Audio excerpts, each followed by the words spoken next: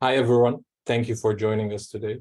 We just going to wait this final minute for anyone who hasn't joined, and so we can proceed with today's agenda. So sit tight and we'll get back to you shortly.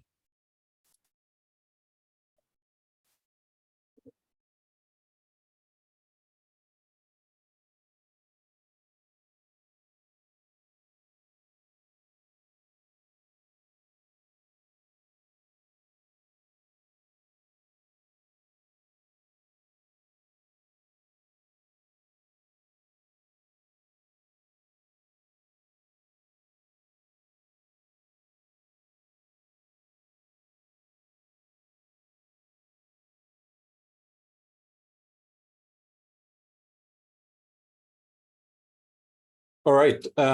Thank you all for joining. We do have a small guest list today, but we will continue with presenting what this month's Tackling SAP event. So just who is not aware of the Tackling SAP event, they happen on a monthly basis. We tackle different topics in SAP security, from technical aspects to what we are going to discuss today in regards to C-levels and how we can empower C-levels for resilience, and even help try to give support to CISOs, CIOs, whoever is responsible for that security area. Also, when it comes to SAP security, that is an important part. So just a few things before we get started. This session is recorded. We will post it on our YouTube or LinkedIn channels, so you can catch it there, share it to anyone who would be interested in this. You guys are all on mute. Once we open for Q&A, please feel free to unmute yourself and ask your questions. We'd like to always have the sessions as interactive as possible. And of course, if you want to stay in touch with the latest news that NoMonkey releases, whether it is from the advisory side or the academy side, please do scan the QR code and sign up. We don't usually spam, so we send out important info, whether it is SAP security recommendations, different news, or as I said, new stuff that we are releasing.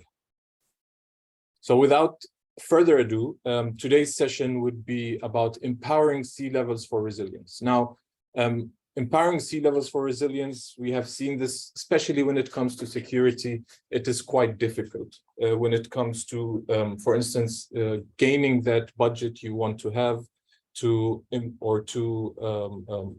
protect those different areas that your organization has. And when it comes to SAP, this becomes even harder because it is considered as still isolated, it is actually not, but it's considered isolated. It's considered something that is understandable for different areas. So what we're going to try is bring forward the different areas of security or InfoSec, specifically InfoSec, to the world of SAP. That is one thing that we'd like to do today. So to start with, any CISO, CIO, any lead that does control has a dream. Their dream is to create that company-wide security culture. So these different to create that, there's of course different goals. One of these goals is definitely to have this amazing awareness program or have this campaigns to raise awareness to different subject matters within the organizations. Now, creating that security culture is quite difficult for CISOs. Why? Because most of these campaigns usually are either technical, very hard to understand. C-levels are not buying in, executive board are not part of that security culture. So this is one of the areas that we'd like to touch base on, not all of it, but that specific area where we can make C-levels or provide C-level with an understanding of how and what is risk towards the organization when it comes to SAP security or other parts of that enterprise. So to introduce that subject, and I'm going to use some sports analogy just for now, we are going to introduce what I call the dream team. You know, 3 different concepts that are very well known in InfoSec when it comes to risk analysis or when it comes to the NIST cybersecurity framework or even threat modeling, and how we can combine these to create that, let's say, seamless security process. We're going to introduce, well, not introduce, but we're going to talk about any team wants a field to play on, whether it is, you know, a basketball field, a soccer field, they need a field. And this is what I'm going to call the security portfolio management, where we have to try to balance all the different inputs from products, tools, from, you know, business requirements to create that balanced security portfolio management. And then we are going to devise our game plan, which using this team, using the field, we are going to create that seamless security process that in NoMonkey, we are trying to also, and we do offer it to guests. And of course, you have guessed it, the coach, you need a coach to lead that team, which is definitely NoMonkey. And how we do it to our customers and how we've seen a success out of it from that seamless security process. So as I said, you can throw in your questions whenever you want. We will have the questions at the end.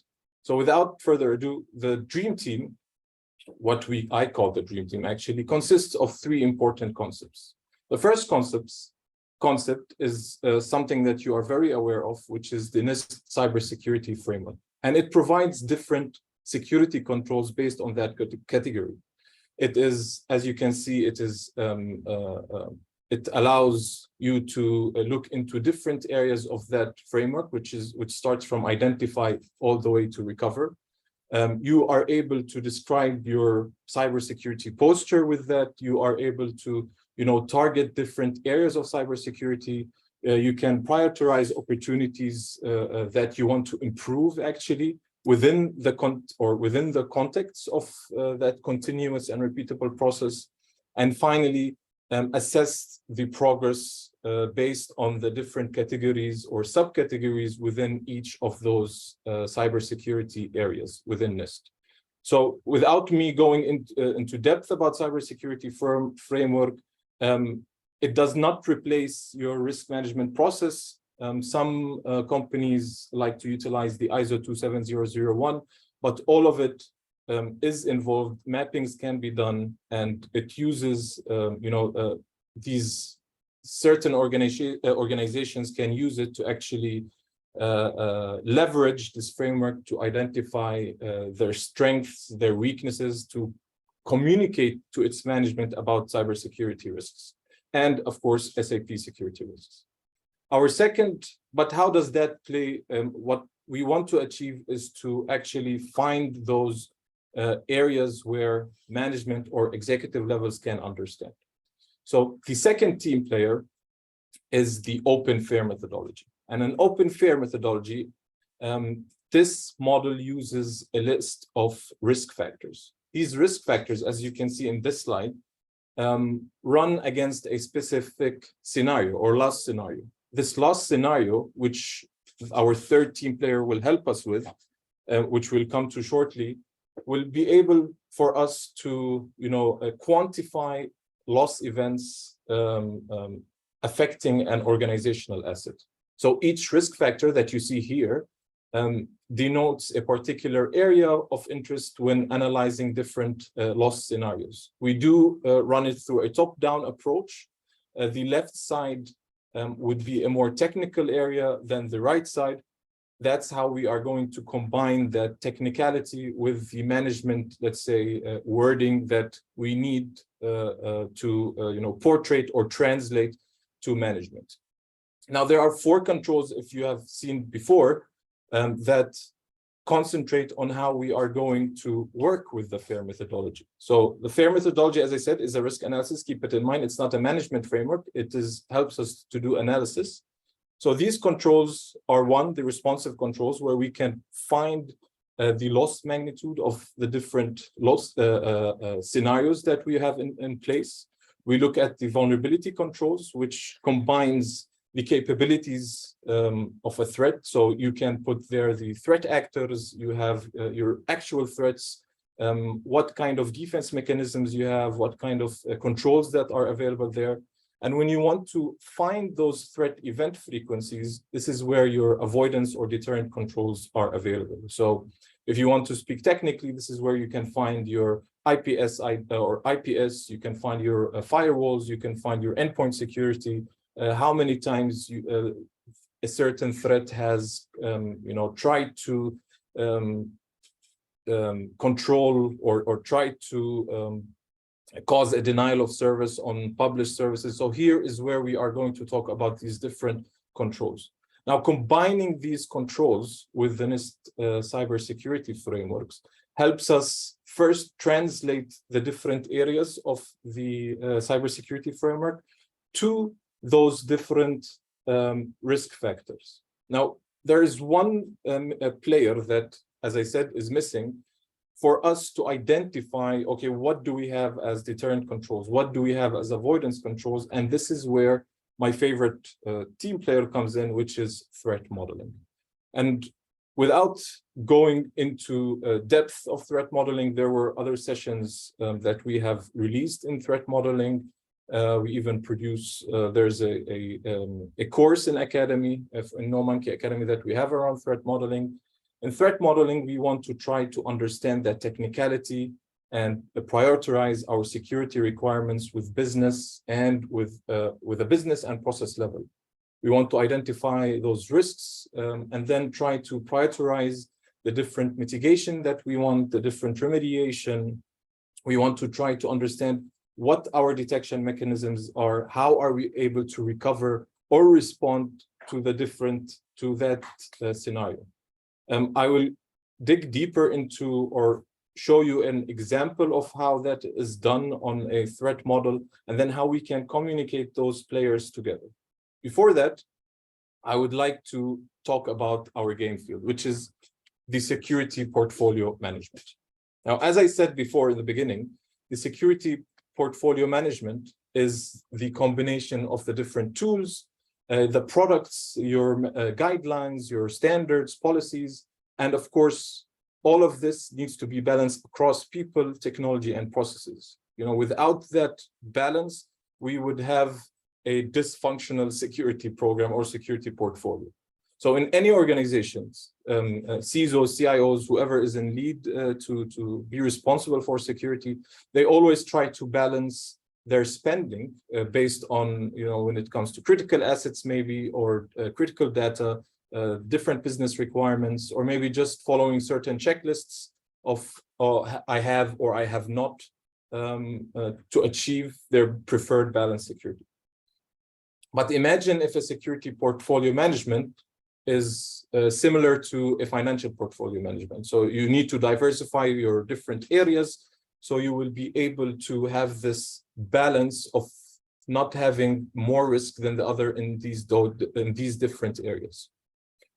So what other areas that security portfolio management helps us with and how we can benefit from is definitely when it comes to project management, when it comes to prioritizing resources. Where do we put our resources?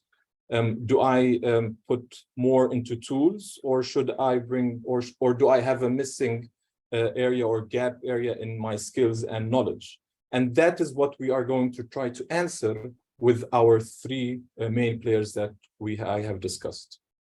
So this brings us to advising a game plan.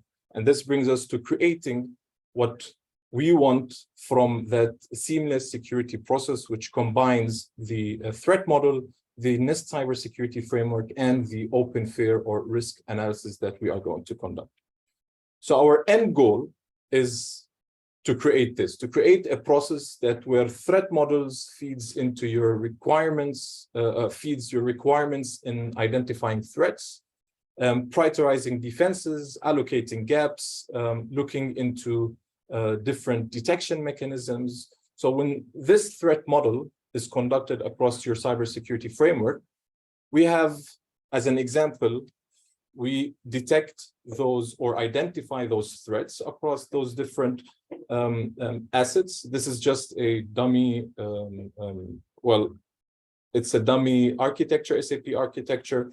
And then we detect those different, let's say, devices that can help us identify or detect different threats that are happening across our environment. And now we are talking in the terms of Cybersecurity Framework or the NIST Cybersecurity Framework. The third one is to find protection mechanisms that enable us to mitigate these threats. So we're still on a very technical level. Finally, we look at ways that we are able to recover. Okay, so I know that the application server, both application server, I am able to recover or respond to threats in a certain way, in certain process that I have in place.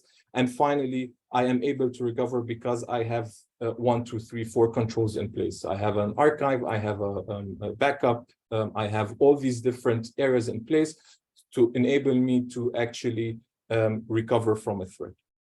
So come back, once we have this output, we then can align those controls to our business, to our operational and business needs. So we have still need to reach executive level. To align them, we need to now take what we have combined or what we have created from that threat model and find a way to distribute those prioritization based on business and operational requirements. So when we look at the 5 cybersecurity framework categories, we are able to identify, okay, which one category I need to directly prioritize based on those requirements. A security portfolio should actually reflect and prioritize resources when organizations need it the most, and specifically when we need to secure those crown jewels that we are talking about. So we did the threat model. We created that balance between the different cybersecurity framework categories.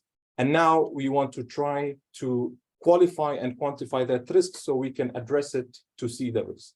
And we want something, and we are going to produce a game plan that looks similar to this. So an operational level feeds into the different business and process levels. So a threat model would also, a threat model that we have conducted in the operational level will help us gain, let's say, insights into the different areas of business and process levels. And this is how we communicate with that area, is through the cybersecurity framework. And then from there, we will be communicating to the executive level when we bring up that open, fair, or risk analysis that we have conducted across the environment. I'm going to dig in deeper into this on how vCoach or how NoMonkey is able to actually achieve this achieve this with different customers that we are actually doing, and how each area plays together so you could get a proper or get a clear understanding of how it works together. Now, this is not an extensive list that you see in front of you, but it is a start of how things start to work together. First, when it comes to the operational level, we try, as I said, to identify those threats, mechanisms, weaknesses, gaps across that threat model. We validate it by speaking to business and process levels. So the validation happens not on a technical basis. Yes, that's a different validation, but a validation happens where, okay, is this threat really a threat based on our requirements? Can we prioritize different areas? Can we prioritize this scenario or a different scenario? And this is where the requirements under the business and process level comes into play. Here, we are able to identify those operational needs or business needs that enable us to say, all right, so I have these 10 threats and I'm going to prioritize them based on critical information I have received from the business and process levels. And this critical information is directly aligned with that cybersecurity framework, those different questions. Now, we have actually used the ISO 27001 in place of that NIST because some organizations, as I said, rely on it more than the NIST CSF, but we found that the CSF can be mapped to different standards and methodologies, so it was easier for us to do that mapping. And then when it comes to the analysis, this is where we are trying to balance what is a priority and what is not through those different fair risk factors or loss factors to translate to our management that risks that they can compile, and then their own or their only idea is to actually prioritize and make decisions based on those risks that have been presented. You know, these decisions or these prioritization always needs to come, and this is where we are happy using the open fair, because it does quantify different loss scenarios, I would say, or what fair cause loss scenarios. I actually have we have a blog that is written in NoMonkey about the fair. It was written a while back. I think it needs some updates, but you guys can find it. I will share the link right after I am just coming to the end of my discussion. So I'll share the link with you if you want a overview of the open fair methodology. There is a small a blog that we wrote in NoMonkey. But before I close up or close, in the beginning, I said that in order for security to be balanced, we need to provide, or we need to include people, process, and technology. Now, we spoke about how we can involve these different processes. And of course, technology comes by default when we are talking about how we can protect a certain asset, whether it's a process or technology, but we have not discussed people. So this is where the academy, or NoMonkey Academy, comes into place, where advisory is retaining this data, bringing in those outputs or inputs from different organizations and feeding it into academy for you to understand those different skills or different knowledge gaps that are available, so you can have that complete picture of what is happening between people, process, and technology for you to translate to your executive levels. So a small rundown to what we have discussed. So we do want to translate those technical risks into organizational risks, and we have introduced three different players, I would call them, which is the NIST CSF, Cybersecurity Framework, the open fair risk analysis methodology, and finally the threat modeling. They will help us.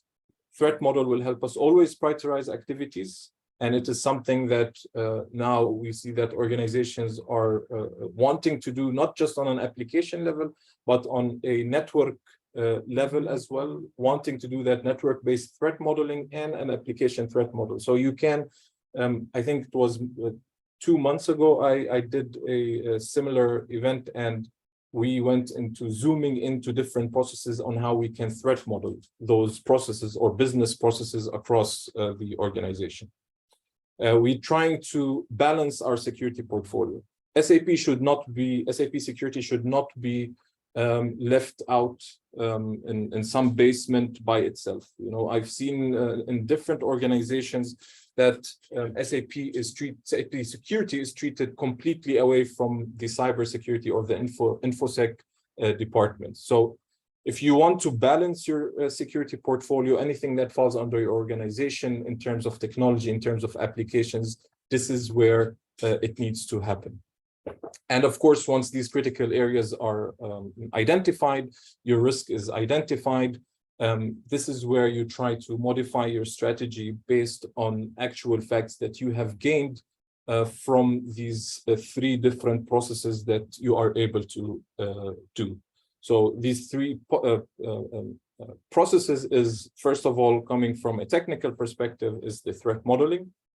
Second one would be combining that with the business and process level, and finally translating that to the executive level. Now, this process does not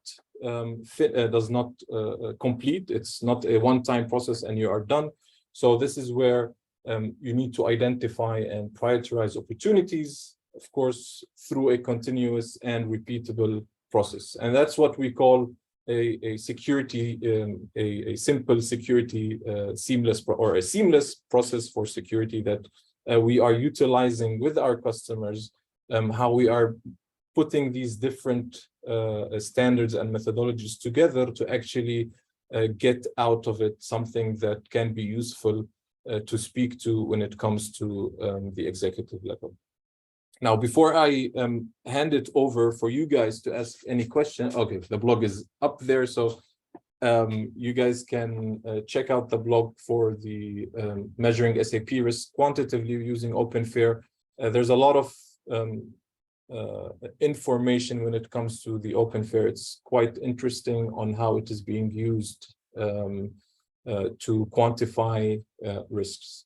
And especially it is interesting when we utilize it for an area such as SAP, where it is usually not addressed properly. All right, so I hope that was short. I hope I wasn't very quick. I run through these very quickly, but our event is 45 minutes and we have still time for any open questions.